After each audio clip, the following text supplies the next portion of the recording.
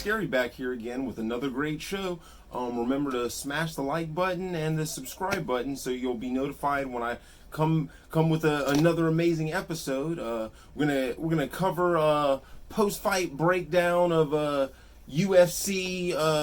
What was it? Lewis versus Olenik, and then we're gonna do the pre-fight breakdown of UFC 252, and we'll probably cover a couple more issues in sports. But without further ado, first, we're just gonna cover the main event, or the main card.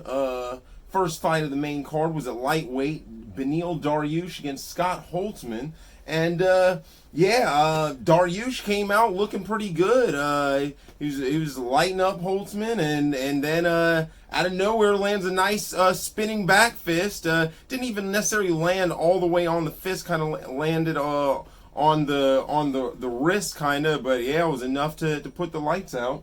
So that was a nice win for Beneil Dariush. Our next fight of the evening was at bantamweight, Yana Kunitskaya against Yulia Stollerienko. And Kunitskaya it was a complete domination. I mean, she was just better all around, just lighting her up. Looked pretty good. Definitely will be eager to see what she has in store in her next fights.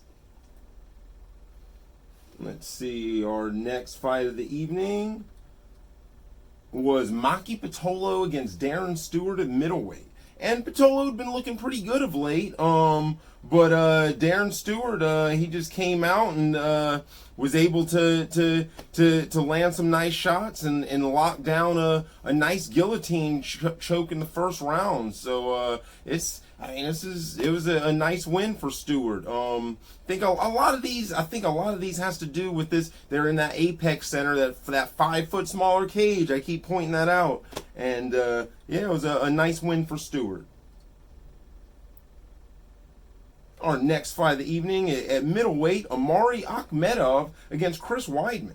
And Weidman, I mean, he's kind of been hasn't been doing. I mean, he's not even ranked anymore, and he tried to move up to light heavyweight, but didn't really work out for him. So he's back down to middleweight, and he was a decent. Akhmedov he's a good fighter. And in Weidman, I mean, he implemented his game and he was better at stand up. I mean, he was able to. He went for more takedowns, got more takedowns. I mean, just a decent win for Weidman. I'd be curious to see if he's able to have a resurgence to his career.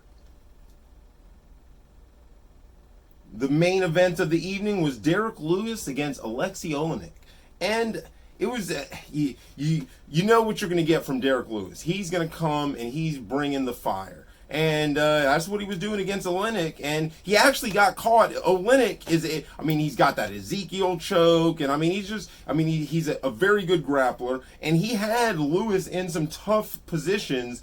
And Lewis, there was a nice neck crank type choke that he was trying to put on him, but Lewis was able to withstand it, and then he was able to make it to the second round and landed nice shots, and that was the end of it for Olenik. So it was a nice win for Derek Lewis. We'll see if he's able to make a run for the title again. So that was that call. That was the fight night. So now the pre-fight breakdown of UFC 252. The first fight of the main card will be John Dodson against Merab Dillard at bantamweight. And Dodson, he's to me, I always expected so much more from him. I guess he was better at flyweight, and then he kind of moved up because he lost to Mighty Mouse twice, and he's too small at that weight class. So he's fighting Dillard, and he very good wrestler, and so but John Dodson's a very good wrestler too, and better stand up. So I don't know. I think Dodson's probably going to be able to pull out the victory. I think he's just going to be. I think he's going to be able to have good enough takedown defense, and his stand up's going to be too good for Dillard. So I'm picking Dodson with the win. Our next fight of the evening will be at featherweight, Herbert Burns against Daniel Pineda. Herbert Burns is Gilbert's brother. And, I mean, he's been looking pretty good of late. We'll see. I think he missed weight. We'll see if he's able to implement his game. I mean, I think he's just a little bit more well-rounded than Daniel Pineda. I mean, I can't take anything from Pineda. Pineda's a good fighter, but I would expect Burns to be able to pull out the victory. Our next fight of the evening is at heavyweight, Junior Dos Santos against Georginio Rosenstruik. And the last time we'd seen Rosenstruik, he was getting knocked out by Francis Ngannou. But, I mean, that's something common. I mean, so did Junior Dos Santos. So, we'll see if Dos Santos is able to stay on his bicycle and use his boxing, he might be able to pull out a victory. But at the same time, he has gotten chinny, and I don't know, Rosenstruik got some serious power. If I had to pick, I think I'm going to pick Rosenstruik with the KO. I mean, I wouldn't be shocked if Dos Santos was able to pull out a decision victory, but I think I'm going with Rosenstruik with the KO. Our next fight in the co-main event at bantamweight, Sean O'Malley against Marlon Vera. And this is Sean O'Malley's first big pay-per-view co-main event. This is he's gonna have the spotlight on him, and Marlon Vera is no pushover. So I mean they're clearly like, I mean, Dana White clearly likes O'Malley and wants to build him up, but he's not giving him any slouch. I mean, after what he did to Eddie Wineland, I don't know. I mean, that Eddie Wineland's no joke, and he just, I mean, KO'd him, flatlined him. So I don't know. I'm picking Sean O'Malley with the win. Vera's good, but I think that O'Malley's stand-up is just going to be too much. I mean, we haven't really had to see much of his ground game except for the one fight where he'd hurt his leg, and so he couldn't even really stand up. And he still won that fight. So, yeah, I'm thinking O'Malley's going to win. Our main event of the evening at heavyweight for the championship, to complete the trilogy, Stipe Miocic against Daniel Cormier. And this is, I mean, for history's sake, this is a huge fight. Stipe is, I mean, he has the most title defenses, consecutive title defenses in heavyweight history. And Daniel Cormier, I mean, he beat him the first time, and then, I mean, he's one of the best light heavyweights of all time, next to John Jones, and I mean, he's only lost one fight at heavyweight, and that was this to Stipe the second time. So, I mean, this is definitely, this kind of shows who is the best heavyweight of all time. Is DC going to be able to pull out the victory and retire in style, or is Stipe going to be able to retire him and then go on and add to his career from here and his legacy? It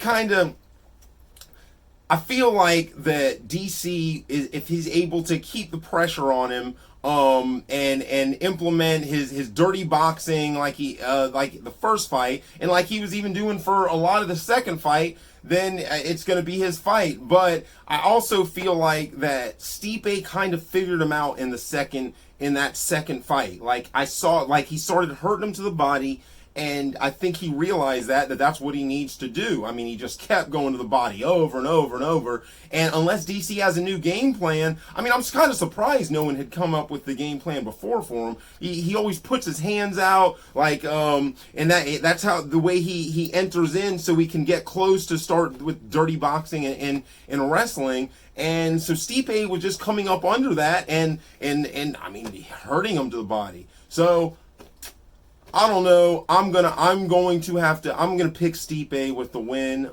I mean, clearly DC is great too, but I think this is that Stipe just learned DC's Achilles heel that last fight, and I mean, sure, DC's an intelligent fighter, and AKA is a great gym, so I'm sure he's going to come in with a good game plan. I mean, they're probably going to fix those holes, but I also think that Stipe, that he's going to be too much. And DC started to gas that second fight, which I don't think I've really seen before. So, I mean, we'll see, but I'm picking Stipe with the win.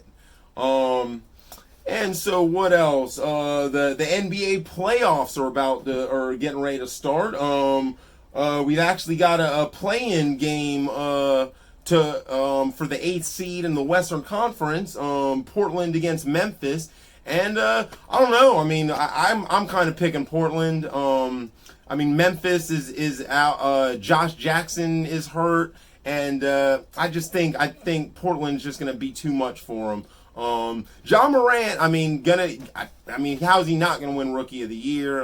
Zion didn't play enough games, so I feel like John Morant's gonna win the Rookie of the Year, but I'm still picking Portland. And